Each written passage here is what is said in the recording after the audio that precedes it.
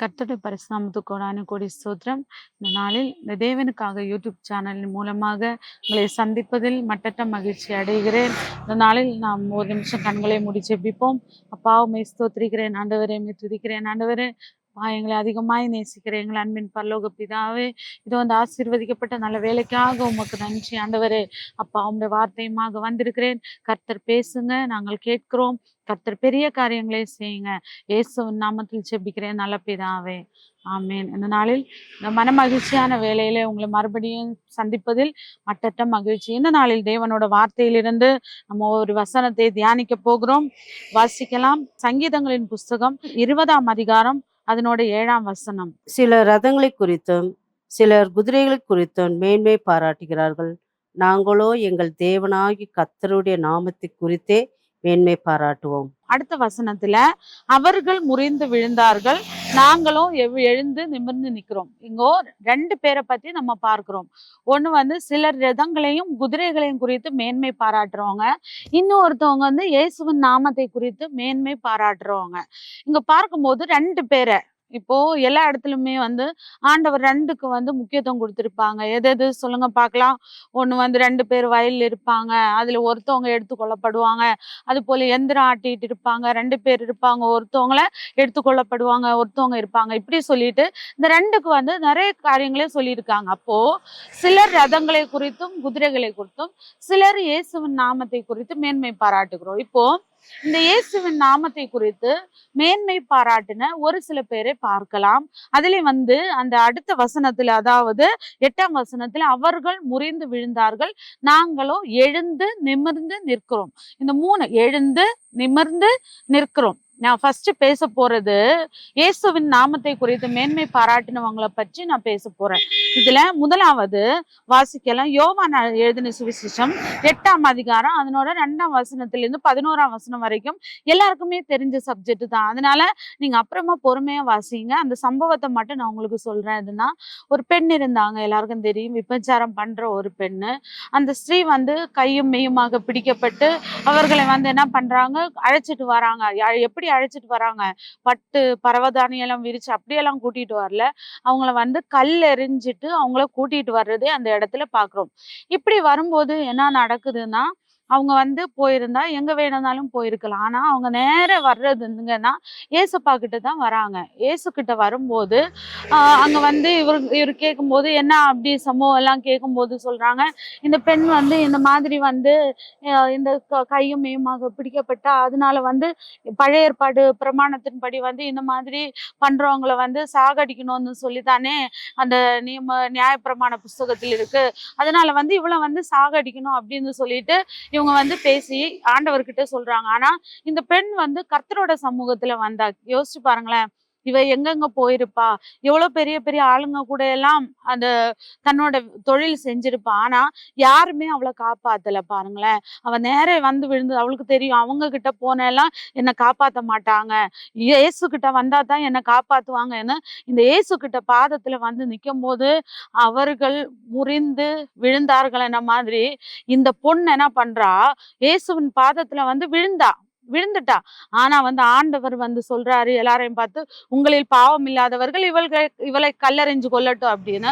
அப்படி சொல்லும் போது என்ன பண்றாங்க, யாருமே தப்பு பண்ணாத ஒருத்தர் கூட அந்த இடத்துல இல்லைன்னு நம்ம பார்க்கிறோம். அப்போ அப்படி பார்க்கும்போது இந்த பெண்ணை வந்து யாருமே ஒண்ணும் பண்ணல, திரும்பி பார்த்து எல்லாருமே கல்லை போட்டுட்டு போயிட்டாங்க. அப்போ இந்த பொண்ணு பாதத்துல விழுந்த பொண்ணு எழுந்து நிமிர்ந்து நிற்கிறதை பார்க்கிறோம். அப்போ கர்த்தரோட பாதத்தில் வந்து விழுந்துட்டோம்னா அவர் எழுப்பி நிறுத்துவாரு. அடுத்தது அவங்க எழுந்து அந்த பெண்ணை எழுந்திருக்க செஞ்சாரு. 2ஆவதாக நம்ம வாசிக்கும் போது லூக்கா 13ஆம் அதிகாரம் 11ஆம் வசனத்திலிருந்து 13ஆம் வசனம் வரைக்கும் 18 வருடமாக கூனியா இருந்த ஒரு பெண்ணை பத்தி பார்க்கிறோம். இது எல்லாருக்கும் தெரிஞ்ச சம்பவம் தான்.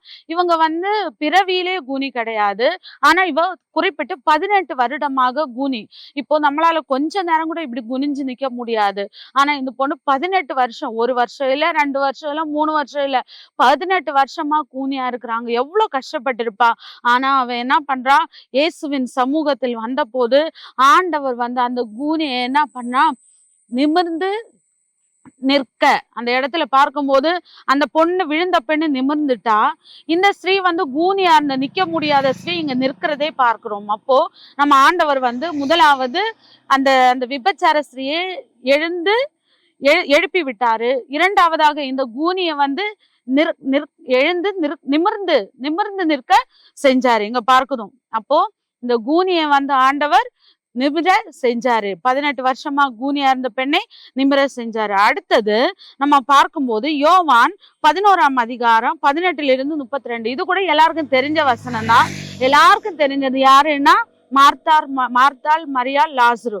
இந்த லாசரு என்ன பண்ணிட்டாங்க, மரிச்சு போயிட்டாங்க இல்ல, மரிச்சு கல்லறையில வச்சு 4 நாள் ஆயிடுச்சு. அவங்க சகோதரிகள் சொல்றாங்க இயேசு கிட்ட, பா நாரி போயிடுச்சு, 4 நாள் ஆயிடுச்சு அப்படின்னு சொல்லிட்டு எவ்வளவு கண்ணீரோடு எவ்வளவு கஷ்டத்தோடு பாருங்களேன் வந்து நிக்கும் போது ஆண்டவர் வந்து ஒரே ஒரு வார்த்தை சொல்றாரு, லாசருவே வெளியே வா. உடனே வந்து அவன் வந்தான், கைய கால கட்டல அவுக்க சொன்னாங்க, அவன் நின்னான் அந்த இடத்துல. ஹல்லேலூயா. இங்க விழுந்து கிடந்த அந்த விபச்சார ஸ்ரீய எழுப்பினாரு. 18 வருட கூனிய நிற்க செஞ்சாரு. மூணாவது வந்து கல்லறைக்குள்ள மரிச்சு படுத்து கிடந்த லாசருவை நிற்க செஞ்சாரு. ஹல்லேலூயா. அதுதான் சொன்னாரு, அவர்களும் முறிந்து விழுந்தார்கள், நாங்களும் எழுந்து நிமிர்ந்து நிற்கிறோம். அப்ப இந்த எழுந்து நிமிர்ந்து நிற்கிறவங்க கூட்டத்துல இந்த பெண், அதாவது விபச்சார ஸ்ரீ, இந்த கூனியான பெண், லாசரு, இவங்க 3 பேரையும், ஒருத்தவங்க இயேசுவோட பாதத்துல வந்தவங்களை என்ன பண்ணாரு, எழும்ப செஞ்சாரு. அடுத்தது நிமிர செஞ்சாரு. அடுத்தது நிற்க செஞ்சாரு. 3 காரியத்தை அங்க செஞ்சாரு. இப்ப அவர்களும் முறிந்து விழுந்தார்கள். அவர்கள் யாரு அப்படின்னு பார்க்கும்போது அவங்க தான் பார்வோனும் அவனோட சேனைகளும். ஹல்லேலூயா. இஸ்ரவேல் ஜனங்களுக்கு விரோதமா பார்வோனும் அவனோட சேனைகளும் வந்த போது அவங்க என்ன பண்ணோம் தெரியாது. முன்னாடி செங்கடல், பின்னாடி பார்வோனின் சேனை. அவ்வளவுதான், கதை முடிஞ்சிச்சு. இனிமேல நம்மளால தப்பிக்கவே முடியாதுன்னு ஒரு சூழ்நிலை வந்த போது ஆண்டவர் அந்த இடத்துல இருந்து மோசே கிட்ட பேசுறாரு. உன் கோலை நீட்டின உடனே மோசே நீட்டினாரு. என்ன நடந்துச்சு? ஒரு அற்புதம் தான். எப்படி இந்த உலகத்துல இருக்கிற யாரும் செய்ய முடியாத அற்புதம், வறண்ட நிலத்தை உண்டு பண்ணி கொடுத்தாரு. வறண்ட இடம், செங்கடலே அந்த இடத்துக்குள்ள என்னென்னமோ இருக்கும். ஆனா வந்து அதெல்லாம் இல்லாம ஒரு வறட்சியான இடத்தை ஆண்டவர் கொடுத்து ஆண்டவர் நடக்க செஞ்சாரு. ஓ, இவங்க பாக்குறாங்க, ஐயோ சூப்பரா இருக்கே, நம்மளும் இதுலயே போயிடலாம் அப்படின்னு சொல்லிட்டு இவங்க எல்லாம் ஓடி வராங்க. ஆனா என்ன நடந்துச்சு தெரியுங்களா? அவங்க உள்ள வந்தாங்க, கரெக்டா 2 பக்கம் தள்ளி நின்று தண்ணீர் அப்படியே பூமிக்குள்ள வந்துச்சு, வந்து அந்த கடலுக்குள்ள வந்துச்சு. கடலுக்குள்ள வந்த உடனே என்ன ஆயிடுச்சு, இஸ்ரவேல் ஜனங்கள் கரையேறிட்டாங்க. பார்வோன் அவனோட சேனைகளும் முறிந்து விழுந்தார்கள். அதோட அவங்க எழுந்திருக்கவே இல்லை பாருங்க, எழுந்து நிமிரவே இல்லை. ஆகையினால் பிரியமானவர்களே, இன்னைக்கு நாமும் கூட ஹல்லேலூயா, எப்போ நம்ம யோசிக்கலாம், எத்தனை விபத்துக்கள், எத்தனை போராட்டங்கள், எத்தனை பிரச்சனைகள் வந்த போதெல்லாம் நம்மளை ஆண்டவர் தூக்கி நிறுத்தினார் இல்ல. நம்ம மரிச்சிருந்தா எவ்வளோ நாட்கள் ஆயிட்டு இருக்கோம். ஆனாலும் ஜீவனோட நம்மளை வச்சிருக்கிற தேவனுக்கு, ஏசப்பா, அவர்கள் எனக்கு மேன்மை பாராட்டுறதுக்கு குதிரை இல்லப்பா, ரதங்கள் இல்லப்பா, ஆனா என்கிட்ட இருக்கிறது ஒன்னே ஒண்ணு, நாம மட்டும்தான் ஆண்டவரே. இது மட்டும் இருந்தா என் வாழ்க்கையில உம்மால செய்யக்கூடாத காரியம் ஒண்ணும் இல்லப்பா. நீங்க விழுந்தவங்களை எழுப்புவீங்க, நிமிர முடியாதவங்களை நிமிர செய்வீங்க, மரிச்சவங்களை உயிர்ப்பிப்பீங்க. அதே மாதிரி என்னோட வாழ்க்கையில, எங்களோட வாழ்க்கையில கூடப்பா, நாங்க சோர்ந்து போயிருக்கிற எல்லாரும் சொல்ற, ஏய் அவங்க அவ்வளவுதான், அவங்க கதை முடிஞ்சிச்சுன்றாங்க. ஆனா ஆண்டவர் சொல்றாரு, முடியலைங்க, இதுதான் துவக்கம்னு சொல்றாரு. ஆகையினால பிரியமானவர்களே, இந்த வார்த்தையை கேட்டுக்கொண்டிருக்கிற உங்களை பார்த்து சொல்றாரு, நீங்க முறிந்து விழல, நீங்களோ எழுந்து நிமிர்ந்து நிற்க போகிற இஸ்ரவேல் ஜனங்கள், அந்த செங்கடலை கடந்த இஸ்ரவேல் ஜனங்கள் மாதிரி நீங்களும் அக்கறை கடக்க போற இஸ்ரவேல் ஜனங்கள். ஆகையினால இந்த உலகத்தில் இருக்கிற எந்த ரதத்தை குறிச்சோ, எந்த குதிரையை குறிச்சோ, எந்த பணத்தை சொத்தை குறிச்சோ நீங்க மேன்மை பாராட்டாதீங்க. இயேசுவின் நாமத்தை குறிச்சு மட்டும் மேன்மை பாராட்டுவோம். ஹல்லேலூயா. இந்த நாளில் அவரோட நாமம் தவிர இந்த உலகத்தில் எந்த நாமமும் கிடையாது.